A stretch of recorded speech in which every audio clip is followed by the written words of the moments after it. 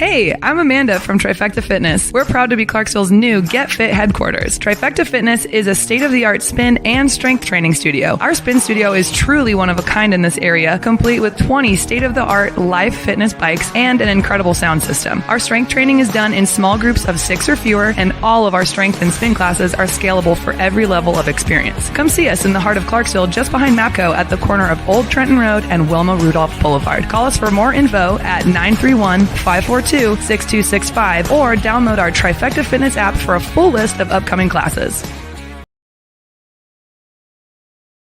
Welcome back.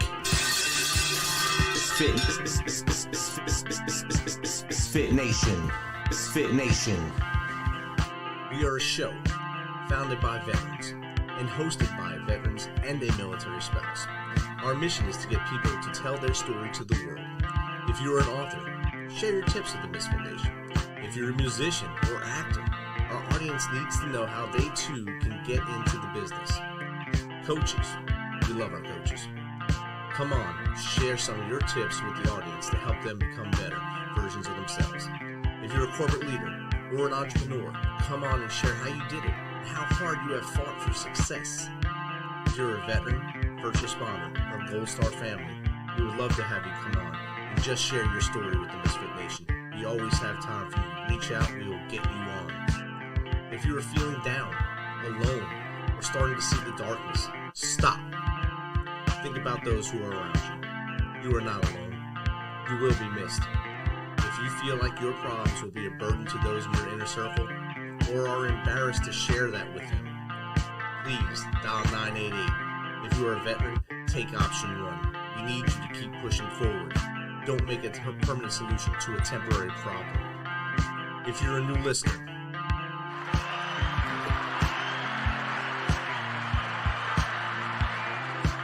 welcome to the MisFitNation. Be sure to subscribe to the show on your favorite podcast apps and also on our YouTube channel at @the_MisFitNation. That's @the_MisFitNation. Subscribe and click the bell. This will keep you up to date with all of our latest episodes and all of our news. You can also find us on Electrocast Media and About Face Radio. This will keep you up, tuned into us, and learn more about our great guests.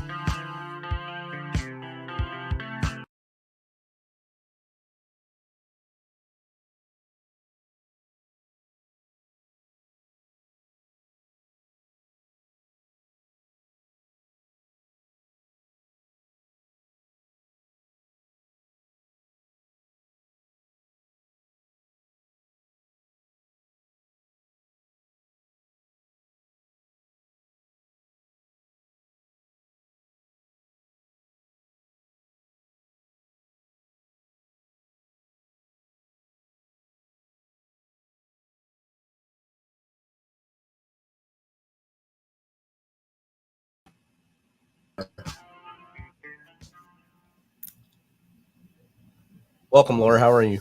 I'm good. Rich, I'm grateful to be on here today.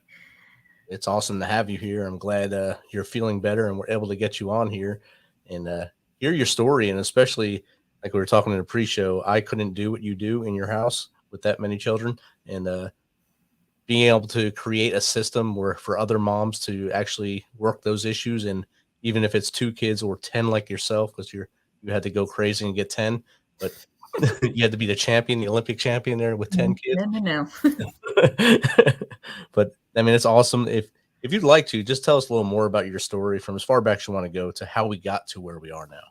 Yeah, absolutely. So for as long as I can remember, I've wanted to adopt, and that was kind of a deal breaker with my husband and I. And I like, if we're getting married, we're going to adopt kind of thing. And so after our 3rd biological, he said, you know what, we really need to jump on the adoption train, because if we have any more kids, like I don't think I'm gonna want to have any, like we're not gonna be able to adopt because that's just too many kids, right? Which is kind of funny now because of the number of children we have.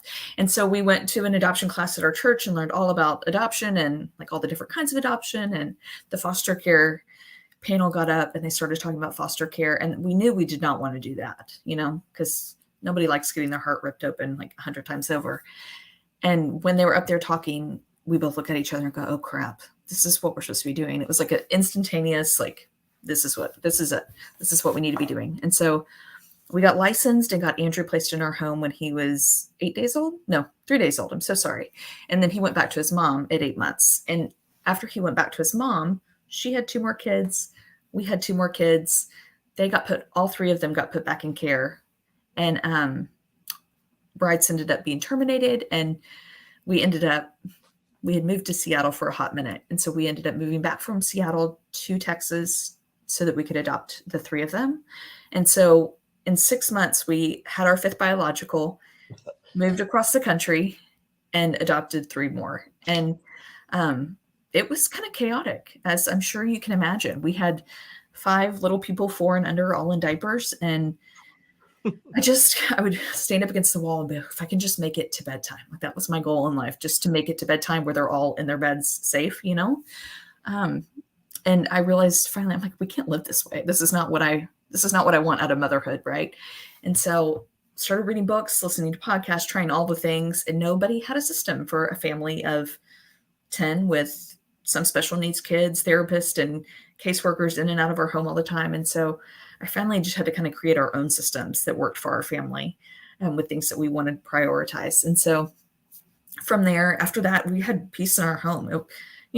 It gets loud, it gets crazy sometimes, but for the most part, we have a very peaceful home. And after that, I was like, you know what? I think that I could help other people do this. And I started helping my friends, and it was so fun. And for me, it's like putting a puzzle together, right? Like figuring out all the pieces of your life and how we can make them most efficient. And so now I get to do that with other moms too. So that's what I do.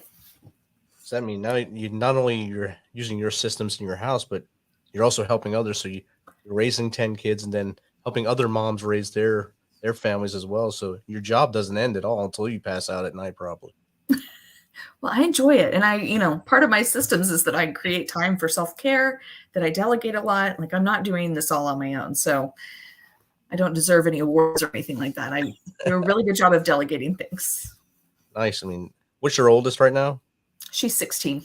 Oh, so you have some help in the house. Yes. We try really hard not to rely on her at all, just because that's every oldest child's complaint, is that they, we're in charge of the kids. And so we try really hard to hire babysitters and do things like that so that she never has a reason to say that, I had to raise them when you weren't here. Yes. No, we don't want her to ever say that. To anybody. No. If you had to look back now when you only had your 3 and then you exploded to 10 there, what tips would you have hoped someone gave you at that time to help you raise that family when you went into that number system to 10? Yeah, there's so many things. I think just the reality, one of the blessings, I like to call it, of like just jumping head on into the chaos of all of that, was that I learned very quickly that I can't do it all.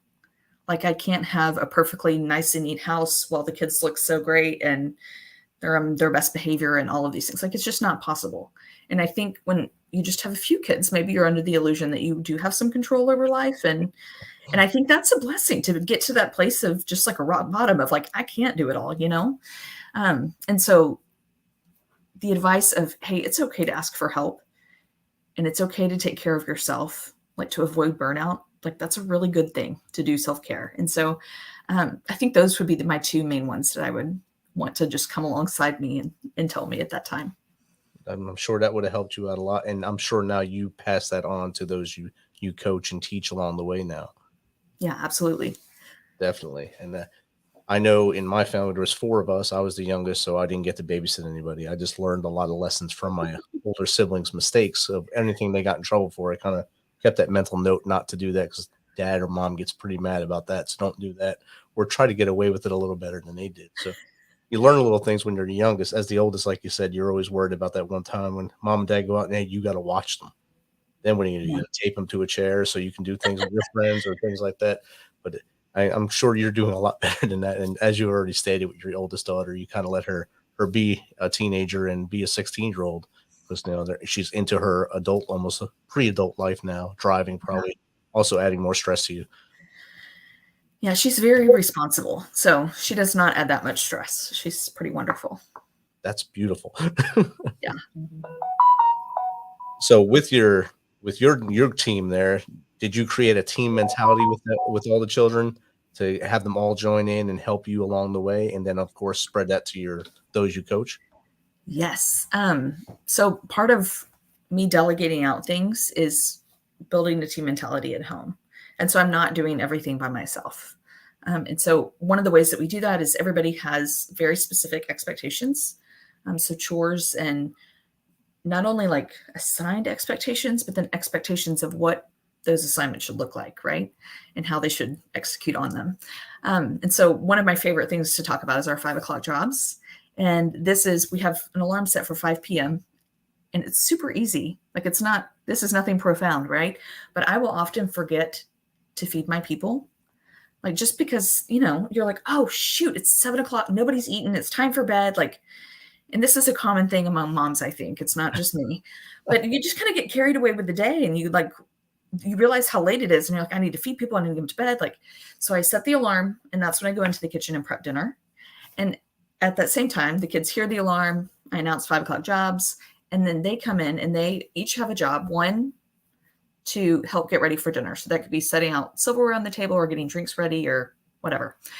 And 2, they each have a zone. So my goal with the zones is that when I go to bed at night, the house is picked up. So I'm not going around and picking up things, but everybody has had their chance to be in charge of their thing. So it could be like the living room or the Legos or whatever, but they're in charge of cleaning that up. And then 3, they're ready for school for the next day. So lunch is packed, clothes laid out, shoes, glasses, everything by the front door, so that they're ready to go. That's outstanding. I couldn't get my one daughter to do that, or now granddaughter. So I guess I wasn't really home much with her when she was growing up. So I can take some of the credit off of me on that one. Yeah. And it's great because as a mom, like, instead of being in there trying to do dinner and just being kind of ticked off and bitter that I'm doing everything, and the kids are in there making a huge mess of the room I just cleaned up. Right. We're all working together. And it's just this beautiful picture of what a family is supposed to look like. So once you started getting the system in place and getting them to do their chores at the 5 o'clock, like the 5 o'clock jobs thing, I wrote that down. And did you start to see that you found more space for you to actually do that self-care and then able to perform that up for yourself? Yeah, absolutely. How long did that take? Not long, because, like, let's take the 5 o'clock jobs, for example. After dinner, everybody has their assignment of what they're supposed to be doing, right? So kids are clearing the table. So I'm not in there all night long, like doing dishes, putting dishes away, picking up toys, like all the things that I used to like fall into bed, like I had to do before I fell into bed. Those are all taken care of. And so I'm a glass of wine right now. I can have my glass of wine and put my feet up and watch a show with my husband. And we still have 10 young children around the house, Yeah. And so there's a lot of ways that just little tiny things that free you up allow you to make time for yourself and really prioritize the things that matter to you. And that's awesome. It's an awesome feat. And having the team and to work together, and your husband's the other part of the team there. So, I know both of you worry about their upbringing and worry about their well-being all day long. And I'm not sure if he works from home or if he's off at work that's during the day while you're corralling the house up, and then he comes home and helps out when he gets home. But having both of you on board is very important in the whole system, I bet. It definitely is. I'm sure that helps you in your mindset say, all right, you're with me 100% on this, and we're going to make this work out. Yeah. And there's times like for our roles, he's really good at being like, let the kids do it. Like, they're capable of doing it. Don't take away their heart. And I'm like, oh, but he's had a hard day. And I'll like try to do stuff for them. And so he's really good about reminding me that they're capable, and it is good for them to have responsibilities, and it's good for them to stumble and fail. And this is a safe place to do that. So that's always good. It's like yin and yang. So that's good. Yeah. So he takes away they're going to get hurt. It takes it away. I'm kind of like him, where they got to fall and get hurt. If they don't get hurt, they're never going to understand. So bleed and come back. We'll tape you up. You'll be all right. I learned that the hard way. So as humans, to learn a new task or learn something new, you got to do it for, say, 21 days straight to get that into your mind to do it. How do you get them to create rhythms and routines and their newfound ways to do things in, say, a week or so? Our kids? Anybody, even if the people you're coaching. Yeah. So I like in setting those really clear expectations, I think that that needs to happen in some, not a formal setting, but we call it team meetings at our house, right? So we'll all sit around the table if we're like launching a new system or we're switching up chores, which we do that very rarely because I like to have consistency and I feel like it takes more work for me if things aren't consistent. It takes more work for the kids. There's more arguing involved, all of those things. So to eliminate that, I love consistency. So when we do, like if it's summertime now and we have more kids home or whatever, we're going to sit down and have a team meeting and we kind of go over everybody's responsibilities, what's required of them. I have it all on a chart. So each kid has their own chart with like a character on it that they're excited about, which is kind of key because they get really excited about their charts, especially if there's like Spider-Man or Marvel or something on it, right? I don't think I said that properly. Any Marvel character. Yeah, there you go. There you go.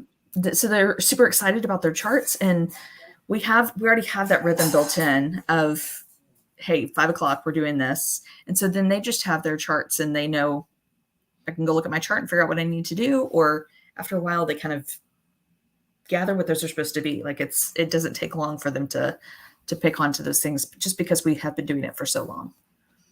That's awesome. And I like the character thing because especially younger kids, they need to see something that they gravitate to or it's like a magnet to them. Or like Elsa for a lot of the young girls now. Frozen is still the thing. I still don't understand it, but it's the thing. You just got to let it go and let them do what they do. Run around in little blue dresses and throw freeze bombs at you. But that's something that we learn as adults, that sometimes you just got to let them have that thing they love and let them be happy about it. And I think that's perfect to have them have that on their task list, and they go to that and say, hey, Spidey or the Marvel character or Elsa, if that's one of them that are on there, they can go up there and be happy and do their job. And if adults would work like that, it'd be great. Well, I think we do work better when we have a cute planner or cute something. Like I'm much more inclined to do it, to check it off if I have something aesthetically pleasing. So, I mean, I think it's worth it. See, it's worth it. See, we'll have to remedy that one too. Get more eye appeasing things for us to look at instead of marble notebooks like I have. Yeah. When you were creating Mama Systems, when that light bulb came in your head, how long did it take you from idea to launch? A month. I had kind of a month run. I mean, we are just very slow. I put in the paperwork, kind of coach friends, started out with like 10 clients, just very slowly, but decided November that I wanted to do it, I guess. And then took all of December to kind of build suspense and then launched like December 28th. So, I mean, it's still not, you said it's slow, but a month is not long from concept to launch. That's pretty good, actually. For most entrepreneurs we talk to, it's usually I have an idea in January and by December I'm launched because I wanted to get every duck in a row before I started. Every piece of paper had to be perfect and I had to get it out there. So. Yeah, I don't operate that way. And maybe I should. Maybe my life would be better, but I'm more of a let's do it. Like, what's taking us so long, I didn't like the idea of holding it out for a month. I was ready to rock and roll the moment I thought of the idea. So you were already twitching it as soon as you had the concept in your head. And that's a good thing too, because that's an entrepreneurial spirit of yours right there. And the go-getter, you wanted to get things done now. That's part of your task motivation there without having the character yet until later on. And I'm sure in the journey when the characters came in. Yeah. Yes. Very true.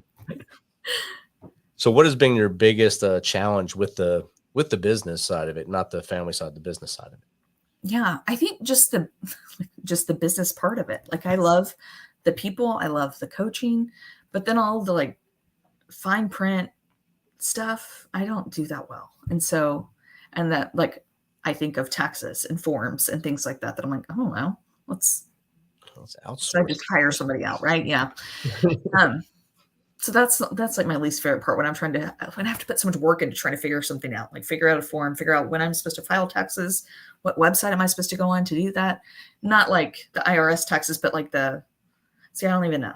I don't even know what it's called. Oh, you have to do city and state there, I'm sure. So we don't have city and state taxes. Oh, see, so you're lucky. It's like the franchise tax. Somebody's on the other end of this thinking like that lady needs to get her act together. That's But why you're I have lucky if someone accountants. yes. It's always good to have a person, a guy Yes. or a girl. I got a girl for that. I got a guy for that. And that's Yes. why people say that, because they don't want to do everything. Once you start working so much in your business, you don't want to be part of it anymore. You'll fade away and say, this isn't, I can't do everything and everything for everybody. Someone has to help me too. And like you said earlier, you got to know when to raise that hand and say, I need help as well. Yeah. So, I Yeah. mean, I it's do good that that you often. know that. And knowing, most of us know know we have a shortcoming or a weakness, and a lot of us are hard headed and don't ask for help, and we'll just keep nugging along until finally we crash into a wall, and someone says, "Hey, you probably should have called this person." They'll watch you fall first before they tell you that, but you should have called this person. They probably could have helped you right away. Oh, thanks a lot. And I'm glad that you have already found that, because it seems like once you get going, you don't want to stop. You just want to keep get the tree going, keep the tree of the team growing. Yeah. Can I ask you a question? Yes. Do you feel like being in the military, do you feel like that makes it more difficult to ask for help? Like I make up, there's either two options here of like you're tougher and you're a lot cooler and you don't need anybody's help, or you've realized that team is like all you need in life. And of course I'm going to rely on everybody else. It's a double edged, I guess a two way you can think of that. There's some people that are very hard headed and I got to do everything. Mhm. And there's people that understand that even though when you're in charge, you don't really do everything. You have Mhm. a complete team below you and around you that makes you look better than you really are.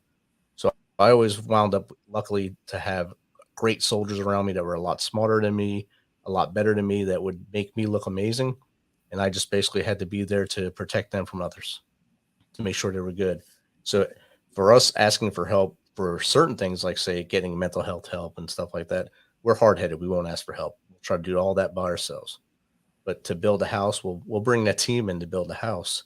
But to keep our own house built or our own head built, we will not ask for help until it's probably knocking on the door saying, "Hey, I'm going to the doctor now because I think I'm down." And that's the hard part of the military mind. Hmm. So if that helps you, Yeah, it's just interesting. yeah, it's a mindset thing, and the longer you're in, the more some guys and gals get more and more hard headed, and because it just happens. I'm not sure if it's just a metamorphosis of being around other hard headed people. But I kind of came in hard headed because I grew up where I grew up. And then as I grew in the Army, I kind of matured a lot more, being around other people and from all over the country and learning different leadership styles, learning different ways of doing things. So as a young leader, I was probably horrible. As I got older, I got much better at asking for help and delegating a lot more and just sitting back and relaxing and watching the show.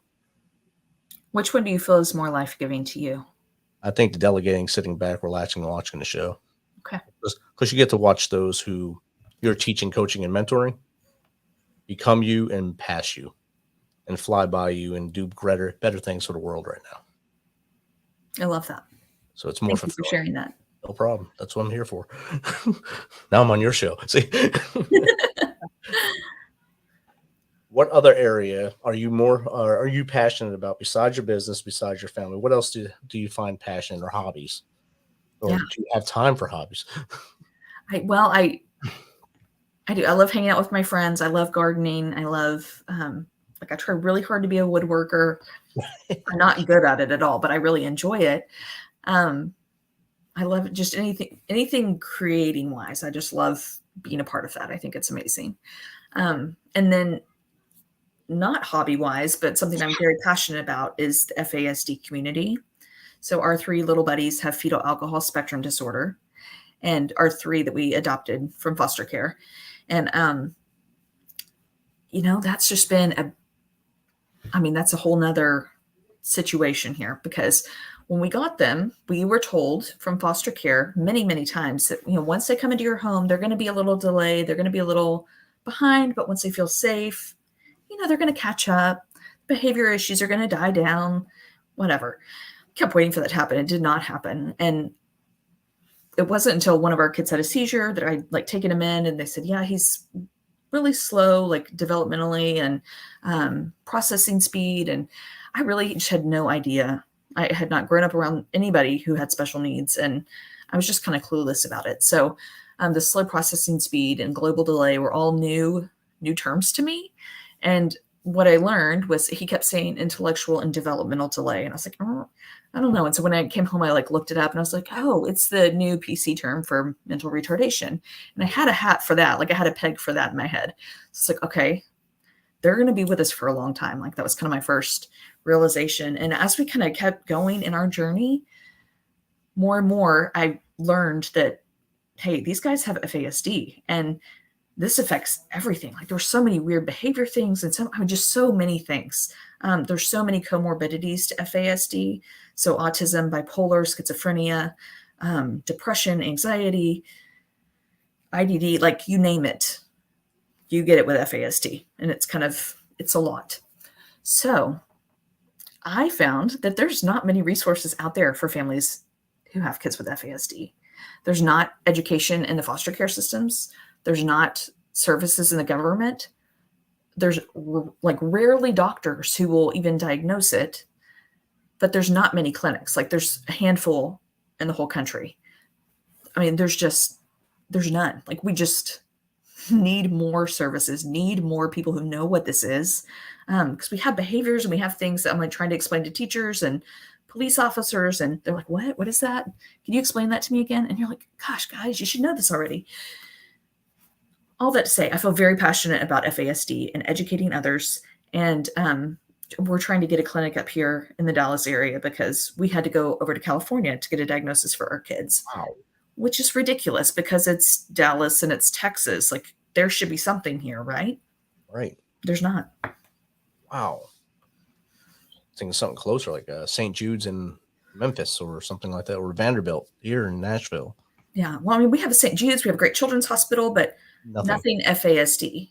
Wow. And the really sad thing about that is that FASD is 2.5 times more likely than autism.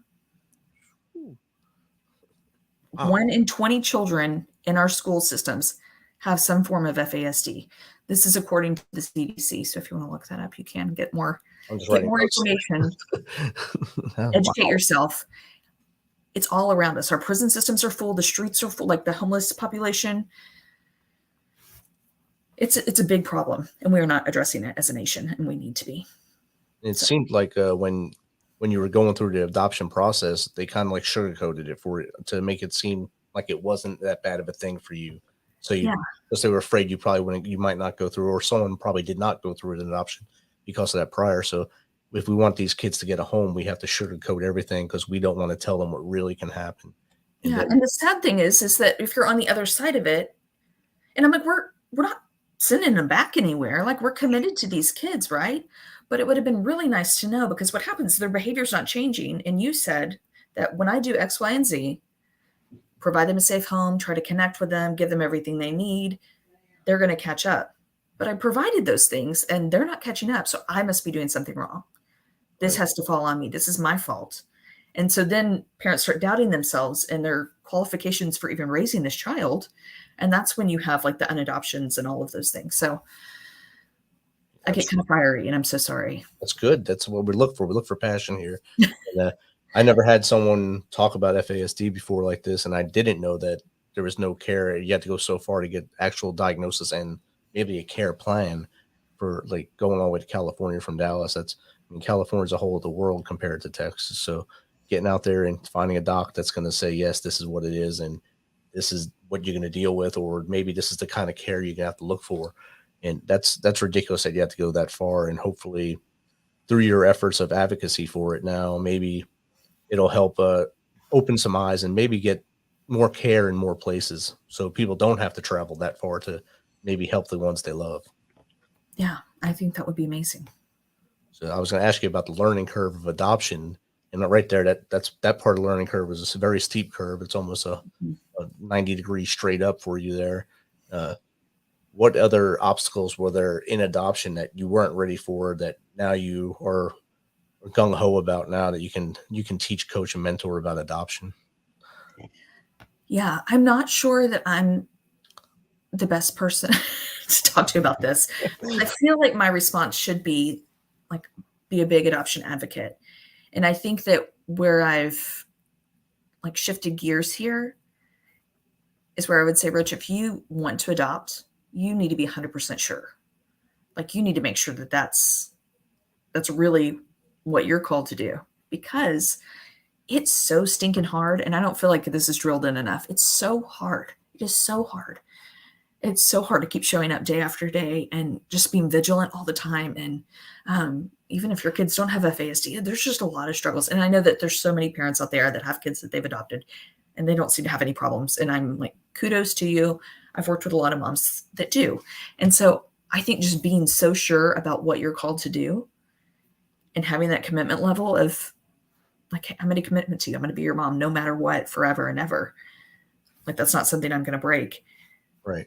Having that nailed down at the beginning, I think is so important. And I think if you go in half-heartedly, or if it's just you and not your spouse, or, I mean, any number of other things, like, not a good idea. Don't proceed. Go in 100% or don't go at all. That's good advice right there. I mean, we watched a movie like Instant Family with Mark Wahlberg, where he winds up adopting 3 siblings. One's a teenager and 2 little ones. And they show just the struggles while they're in the foster part of it, of dealing with the emotions of the children and the scarring from the kids, because their mom was into drugs, and what they went through watching mom on drugs, mom going to jail, and basically feeling the abandonment and getting the teddy bears from going to court bears and stuff like that. Just seeing that on the tube or on the movie theater, you see a small fraction of what you have gone through and what you and your husband have experienced. So those 3 kids finally at the end become adopted by them, and it's all lovey-dovey then. But the struggle to get them there, I mean, it's just a snapshot in the movie. You know that there was a lot of blood, sweat, and tears to get them to the point where, yes, we're a family. We're the X family, whatever, and everything is so happy. But to get there and to keep it there is a struggle. Yeah, and you may never get there. Right. You might lose all your hair and pull it out because you're angry all the time. You don't know if you're doing anything wrong or if you're doing anything right. But no matter what you do, it doesn't work. Yeah. And I think there's a difference in like, so part of me has, just for my mental health, has had to come to acceptance of like a few of ours have reactive attachment disorder. And so there's just, with attachment disorders, you can't attach. And so coming to that realization of, hey, I'm going to show up and I'm going to love you the best way I can, but there's not going to be this attachment like I have with my biological kids, and being okay with that and still providing the best quality care for everyone in the family. And I'm so sorry about whoever's knocking on the door right now. Just having that commitment to, hey, we're going to still be a family and we can still have a joy-filled household. But I feel like that lovey-dovey connection that's often portrayed in adopted families, that's not always the feelings that you feel, you know? Right. You want to take a quick break? We'll take a quick break and we'll be back with Laura Hernandez in about 3 minutes.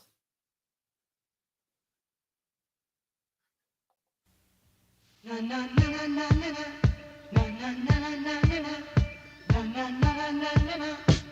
the sun goes down and the evening rolls around, that's the time I find got blue ribbon on my mind. I got that blue ribbon on my mind. More and more lately I find I've got a taste for living. I'm thinking cold blue ribbon. I've got that blue ribbon on my mind.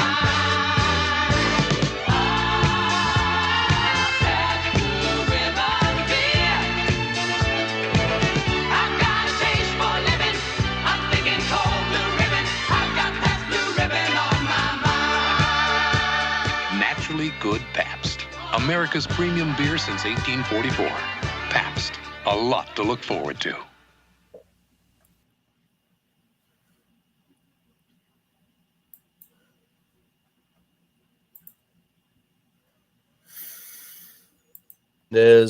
Thanks for sticking with us here on About Face Radio and Electrocast Media.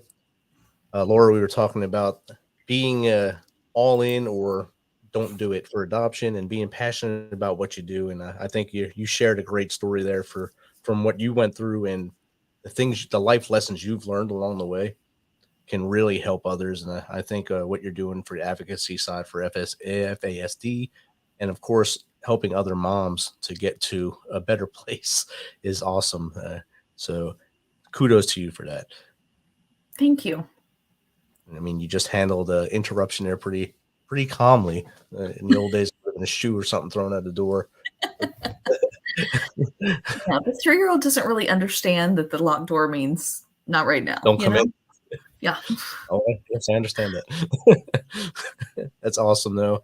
It's awesome that they feel comfortable enough just to walk in and talk to you. So that's also looks at what you have done and how you are doing things. So good work. Thank you. It's very kind. So the top 10 things, I don't want to go 10, top 5 things that you've helped other moms deal with from no matter how big their families are. If they were struggling, what are the best things that you've seen success-wise for other moms that you've helped? Yeah. So many things.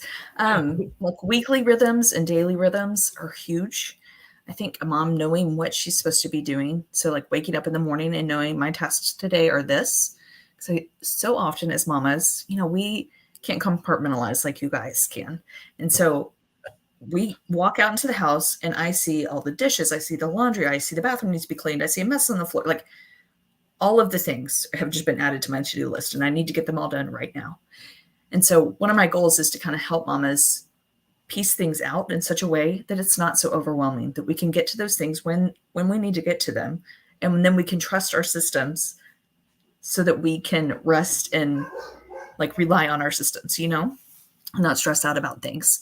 And so we work on things like that, helping mamas come up with good routines in the day where they're able to schedule in some self-care throughout the day, helping with chore systems in the home, like building that team mentality, helping with meal planning and figuring out a good rhythm for feeding all the people all the time. We feed them like 30 plus times a week.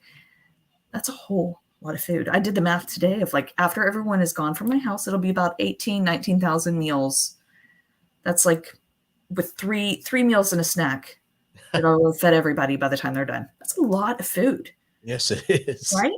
So, I mean, just all the planning and thinking for that, our minds get so bogged down with that. So if we can simplify any of these processes, that's freed up time so that I can take care of me. And so my last one is definitely self-care and making sure that mama has a plan for self-care, a plan for taking care of not only her body and her mind, but her soul and her marriage and her motherhood, like being able to love on her babies well. So those are my top 5 for sure. That's awesome. And I see you're passionate about every one of them. And that shows in the passion for your business side. And of course, all that really doesn't seem like it's a business because it's what you do at home anyway. So you're just sharing your knowledge really. And your successes you've had at home, creating that piece for you. So I think that's awesome. Yeah, it's very fun. I really enjoy it. And it's fun to watch other moms they're like, this is amazing. Like, I know it's amazing. So it's really fun all the way around. Be able to breathe at the end of the day. So that's good. Yeah. Like you said earlier, like you can sit and have a glass of wine, even with all the kids still in the house. So that's awesome. Yeah, I agree. So on the other side, as an entrepreneur, a lot of people listening here they are thinking of opening businesses or they have a business and maybe they're just having glitches.